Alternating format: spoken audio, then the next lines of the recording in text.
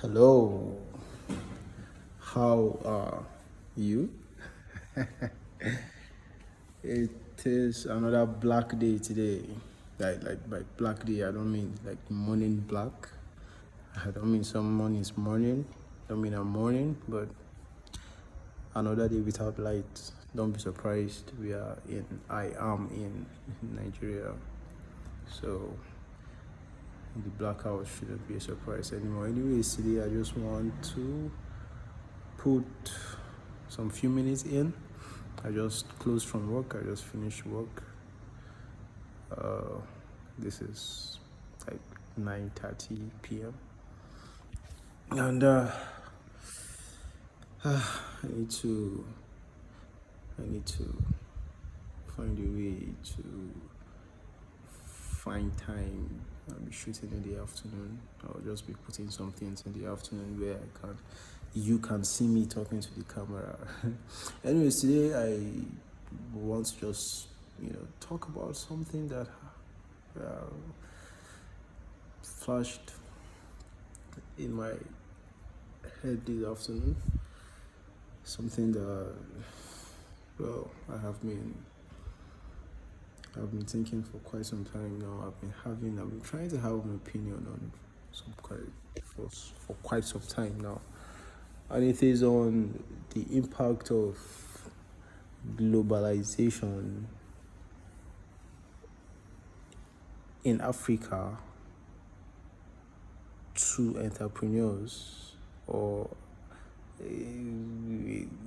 negatives rather of globalization to entrepreneurship in Africa.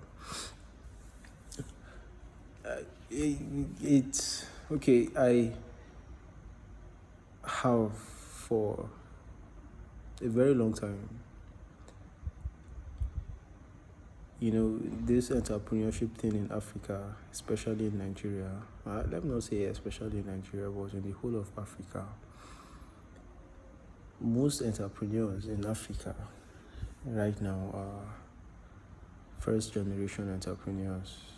Most are first generation entrepreneurs, and by first generation entrepreneurs, I mean they are entrepreneurs that they have not been an entrepreneur in their family, or maybe in the society, immediate society, or so entrepreneurial mentorship is very, very low in this part of the world. So me, for example, an entrepreneur, first generation entrepreneur, there is basically no one around me that I'll go to for entrepreneurial insights, for questions to be answered, for guidance to be given.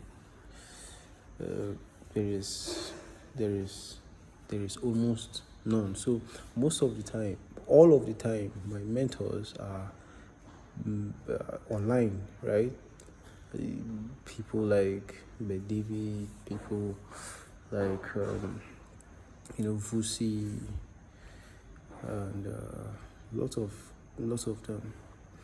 My own Golden, and all of them are not operating in Africa, or rather, they are not operating in Africa, or they got their success basically outside the coast of Africa.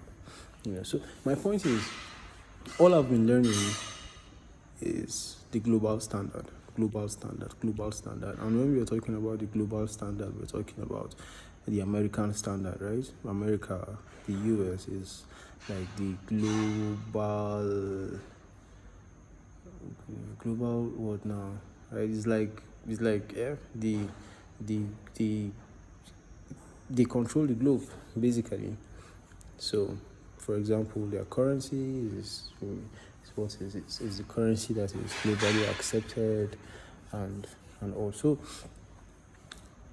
all strategies, all method of operating business, and all I have been learning based on the American standard.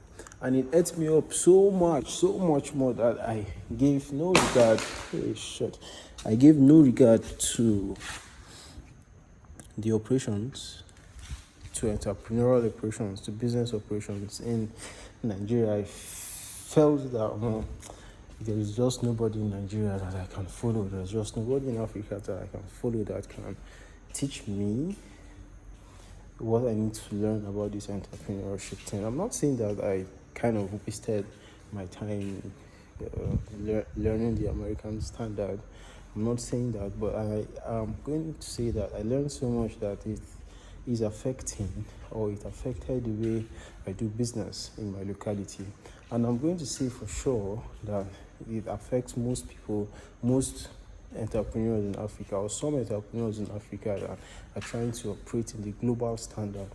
They ignore their locality and they want to operate in their locality by the global standard.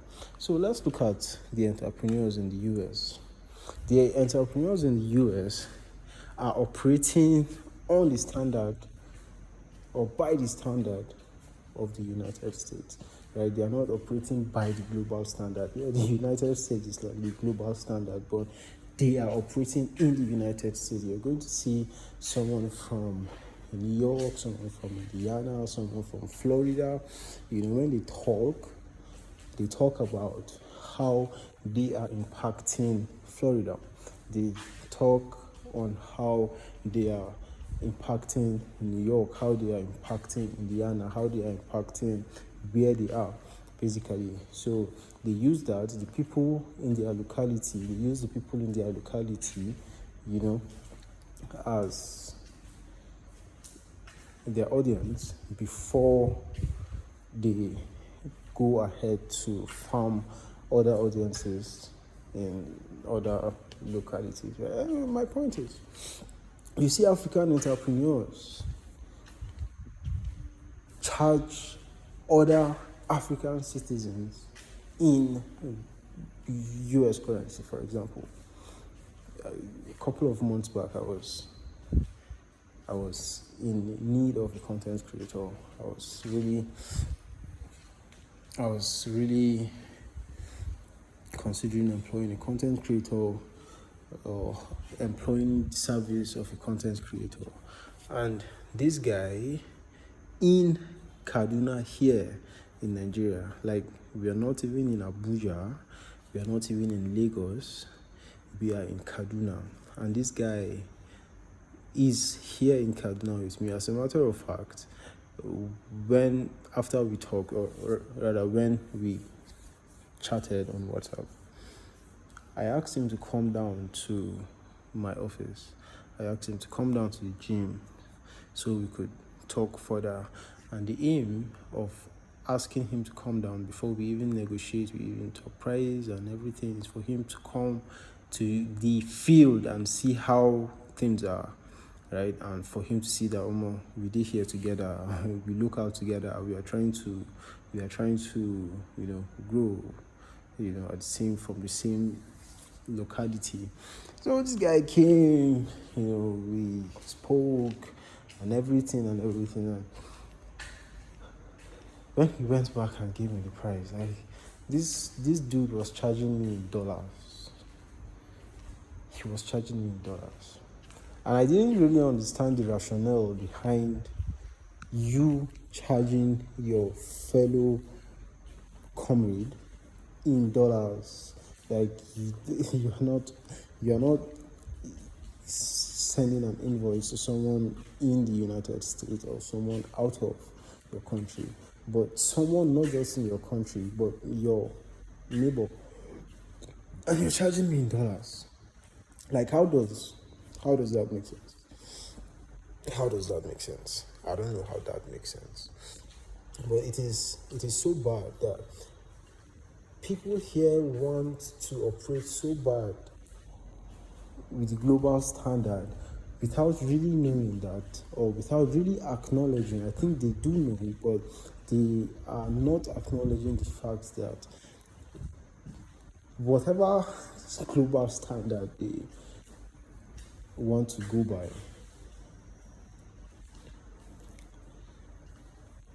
they are going to grow more if they really focus. Let me not say they. Let me stop saying they. Let me say we, us, right? We are going to grow more if we really pay attention to our locality. Now, I started with saying that I learned most things from people or from entrepreneurs, from global entrepreneurs who actually operated in the United States, right? And so of recent, I started studying the African market and most especially the Nigerian market, and I realized that I don't even need the global stage, right? There are lots of opportunities down here that I'm going to get this money in dollars. Sorry, I'm going to get this money in naira, and when I finish getting this money in naira, I don't need to hustle the money in dollars. The dollars is going to come. But even if the dollars don't come, there is enough market here that even if I charge in naira, I'm still going to make it. Right. So for entrepreneurs who operate in Nigeria, for entrepreneurs who operate in Africa, I see no reason why you charge your fellow Nigerians, your fellow Africans in dollars. It does not make sense to me. I don't know if it makes sense to you, but I think as African entrepreneurs, as Nigerian entrepreneurs, let us try to look within. Okay, and I am not saying I haven't made mistakes like this. I have actually rolled out online products that I taxed them in dollars, and if I am charging in dollars and someone out there in the United States or somewhere else is charging in dollars, do I stand a chance with that person? Here, very few people will patronize me because it is in dollars, right? There are ways that will get their solutions in naira. Like them seeing that dollars alone itself will just discourage them because there's that stress of thinking how paying dollars and blah blah blah. Now here in Nigeria, I'm not going to get the patronage. Then in the United States, right, I'm still not going to get the patronage because someone over there will look at the whole thing. Okay, this is a black guy from Nigeria charging me all the way in dollars. Now, is there anyone here that I can get the same value, even more, at the same price, or maybe even less, or maybe even more? Right? Now, it's just 2-0 for me, 2-0 for us. So let us focus on our market here in Nigeria. Let us focus on our locality here and build from ground up. It doesn't really make sense that you are operating here and you are charging people. It does not make sense. I understand that the world has become global and there are freelancers who are operating here and they service clients over there. I understand that, but just like I told this guy, there's nothing wrong with having two codes, one for the global and one for the local. Right? And if you are charging for the local, you don't just convert what you are charging for the global and just push it on us. Does not make sense.